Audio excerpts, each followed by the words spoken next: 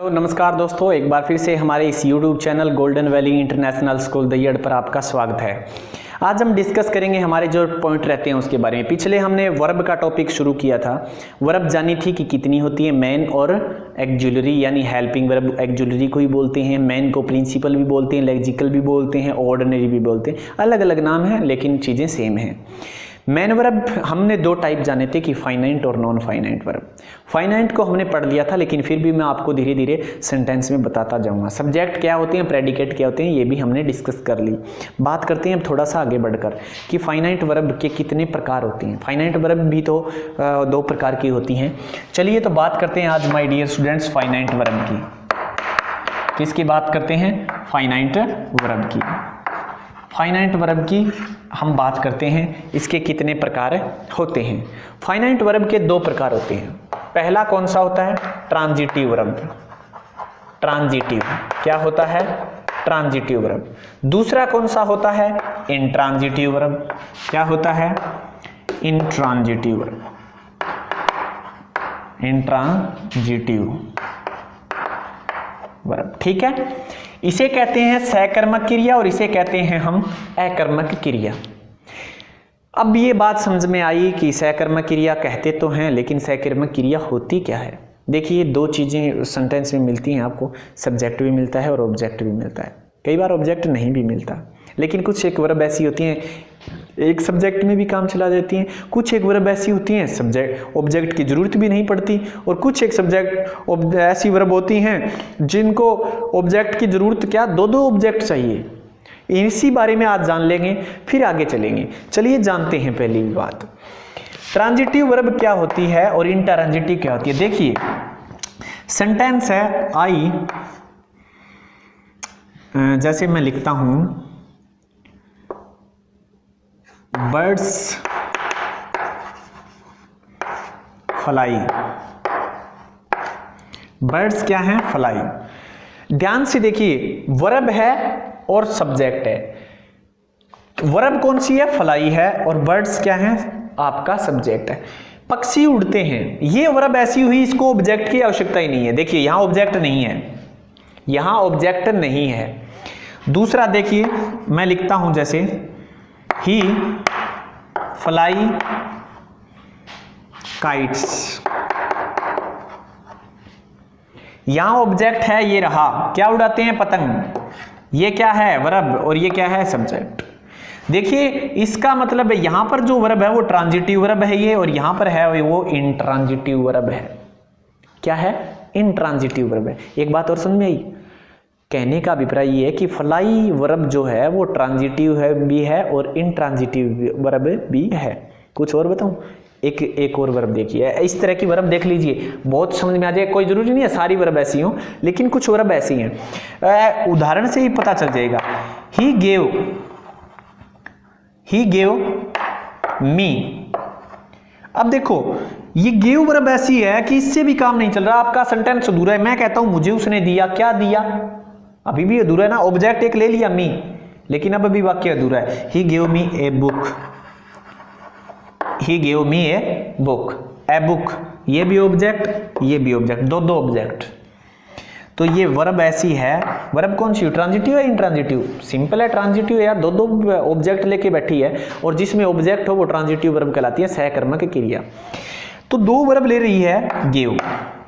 इस तरह की वर्ब और भी हो सकती है क्या? बिल्कुल हो सकती है। टोल्ड रही, ठीक है, टोल्ड वर्ब भी तो दो दो वर्ब लेती हैं। फ्लाई हमने पढ़ ही लिया, और भी बहुत हो जाएंगी इस तरह। आस्कड, आस्क जो वर्ब है वो भी लेती है, प्रेफर है वो भी लेती है, दो दो ऑब्जेक्ट लेते हैं। क्या इन एक और, अब ध्यान से सुनिएगा मेरी बात ध्यान से सुनिए। अब यहां पर हमने पहले पढ़ लिया सब्जेक्ट है, फिर हमने मेन वर्ब पढ़ ली, फिर बात आया फाइनाइट है या नॉन फाइनाइट है।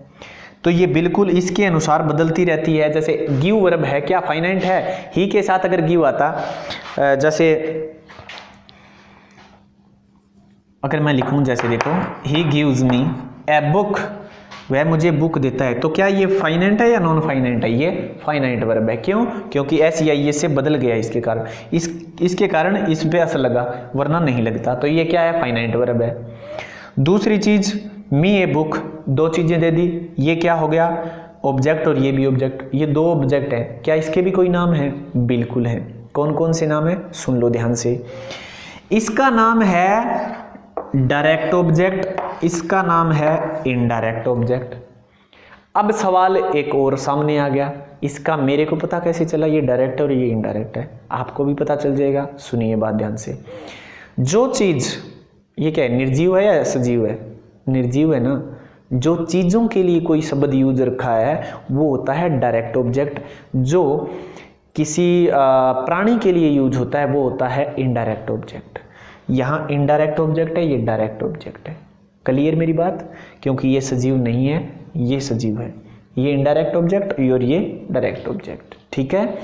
जो प्राणियों के लिए यूज हो वो कौन सा होगा? इनडायरेक्ट। क्या हम इनडायरेक्ट को बाद में लिख सकते हैं? बिल्कुल लिख सकते हैं, लेकिन सूटेबल प्रीपोजिशन की आवश्यकता पड़ेगी। You have to need suitable word, suitable preposition. चलिए देखते हैं कैसे। इसको हम ऐसे लिख सकते हैं, ही गिव्स मी की बजाय क्या लिखूं? ए बुक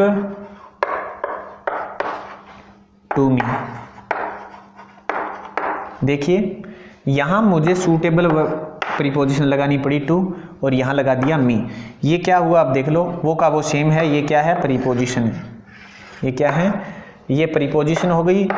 और अगर आपको बात करें तो यहां से लेकर यहां तक आपका प्रेडिकेट हो गया और ये आपका सब्जेक्ट हो गया। सारी बातें एक साथ पता चल रही हैं।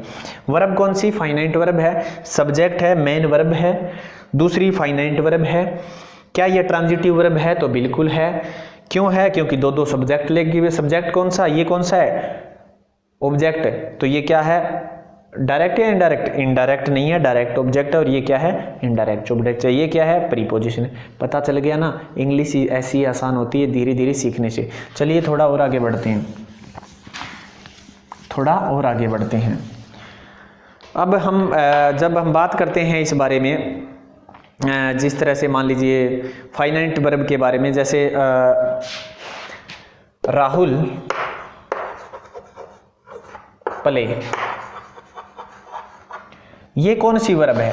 फाइनाइट है या नॉन फाइनाइट? बिल्कुल आपके मन में जवाब आएगा पहली चीज फाइनाइट वर्ब है। क्यों? क्योंकि ये इसके कारण SEIS लग गया। और समझ लो थोड़ी सी, I want to no.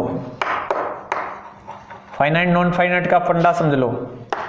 You want to no,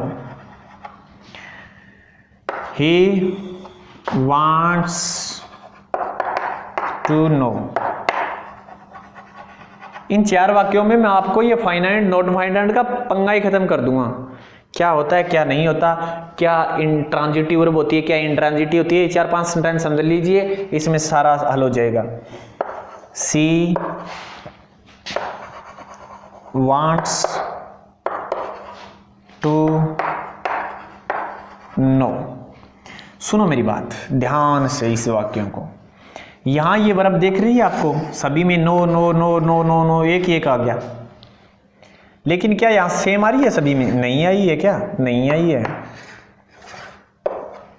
इसमें ऐसा लग गया, इसमें ऐसा लग गया, इसमें नहीं लगा, इसमें भी नहीं लगा। क्यों नहीं लगा? इनके कारण, सब्जेक्ट के कारण।